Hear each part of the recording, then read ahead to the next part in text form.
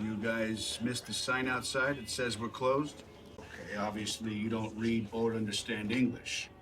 I know you, but I don't know this. We're about to find out who he is.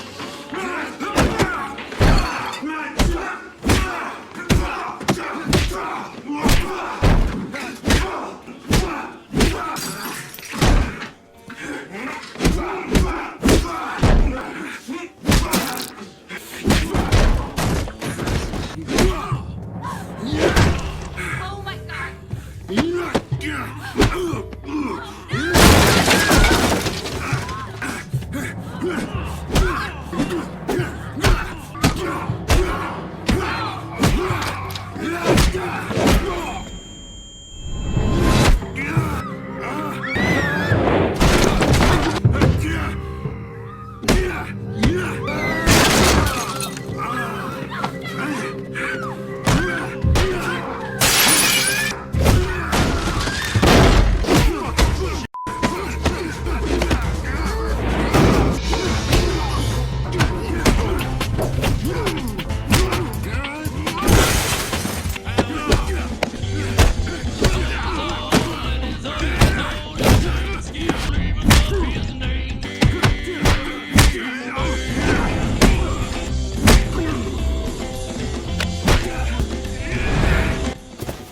The story begins with three flashy men swaggering into a martial arts gym owned by a skilled and disciplined fighter named French.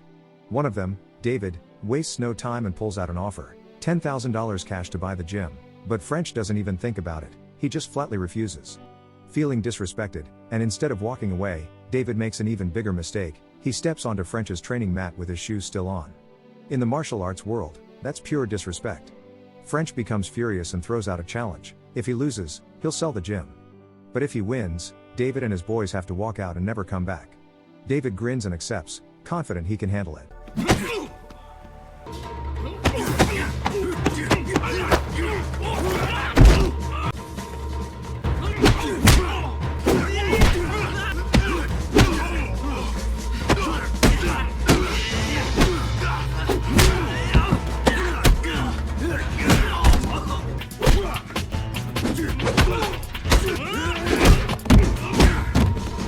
With just a few moves, French drops David and his two friends with ease. They leave humiliated. Soon after, we see the other side of French's life. The gym isn't making money, students are few, debts are many, and the landlord is hunting him for 3 months' worth of unpaid rent. French meets his friend Alex, hoping for a way out. Alex works as a debt collector but warns French it's dangerous work. Desperate, French insists. Reluctantly, Alex gives him the address of his boss, a man named Tommy. The next day, French meets Tommy, a no-nonsense type who sizes him up instantly. When he learns French is ex-British military and skilled in jiu-jitsu, Tommy hires him on the spot. He pairs French with Sue, a loud, confident, streetwise man, and gives them their first target for the following morning. When the day arrives, French shows up in a sharp suit, looking more like a businessman than a collector. Their first debtor is Oliver Waldstein, ranked 10th on Tommy's list, supposedly one of the easier jobs. French knocks on the door. Inside, Waldstein spots Sue waiting outside and immediately panics. He grabs a gun, hides in the back with a friend, and sends his girlfriend to deal with the door. She tries to brush them off, but Sue loses patience. He kicks the door open, sending her sprawling as Waldstein bolts out the back. French chases on foot while Sue jumps into the car to cut him off.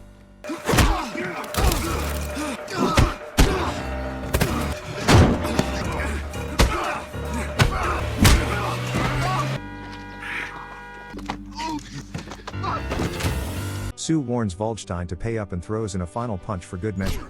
Later, they head to Harvey, a rank 5 debtor owing over $100,000. In Harvey's shop, French tries to politely talk to an employee, but a massive bodyguard steps in. The man is a wall of muscle, and French's punches barely move him. Oh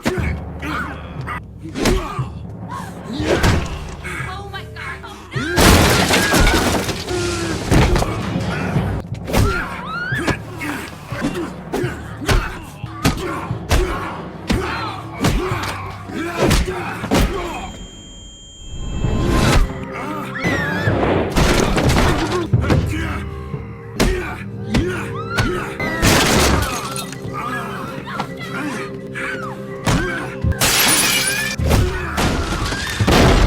After the brawl, Sue and French reach Harvey, and following Tommy's orders, Sue breaks his leg before they walk out, leaving Harvey screaming.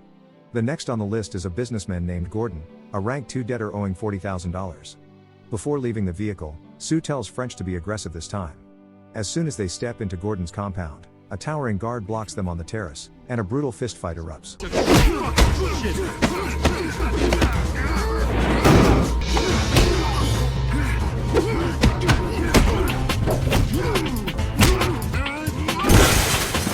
After knocking the guard out, they approach Gordon in the backyard. Gordon tries bribing French but gets a fist in the gut instead. He leads French to a safe stuffed with $100,000. Just as they're leaving, the guard returns with 2 more fighters. Outnumbered, French and Sue contemplate running from the fight, but they stay.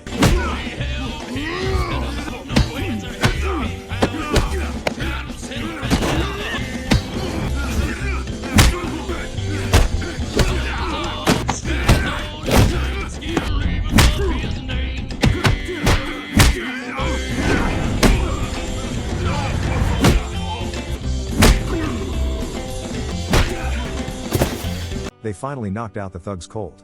Exhausted, they grab lunch before heading home. Meanwhile, Tommy introduces them to Barbosa, a dangerous man who claims an Irishman named Connor Mulligan stole from him. Barbosa wants the rank 1 package, the kind where you don't just collect money, you break bones.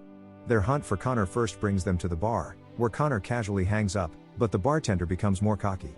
He calls the bodyguard, and the fight erupts.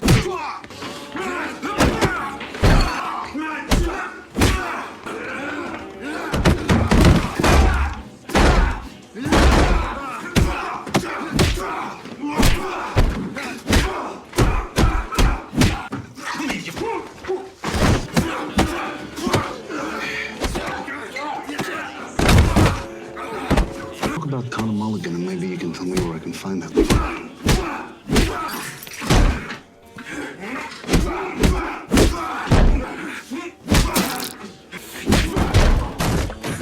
Finally, Sue forces an address out of the bartender. That leads them to Connor's old roommate Tim. Unable to take the beating, the fearful Tim gives Connor's address. However, when they reach there, only Connor's girlfriend is at home. She swears Connor is a good man, and if they want to know the actual reason why Barbosa wants Connor dead, they should question Barbosa's fiancée named Amanda. Eventually, they pressure Amanda, who cracks and gives up Connor's location. As soon as they find Connor, he tells the real story. Barbosa killed his pregnant girlfriend out of jealousy, and Connor's daughter is the only reason she lived long enough to give birth. French wants to let him go, but Sue hesitates, helping Connor could get them killed. In the end, Sue sides with French, telling Connor to take his daughter and vanish. At that moment, Amanda warns that Barbosa is on his way with a kill squad to make them the scapegoats. Soon after, French and Sue ambush the armed men in the hallway, taking their weapons and mowing down more attackers in a fierce shootout. They buy time for Connor to escape, but 3 more gunmen burst in. Sue is shot multiple times and collapses. Barbosa steps in to finish Sue, but Tommy arrives, having realized the truth, and shoots Barbosa dead. Wounded French escapes into the street as the police storm the building.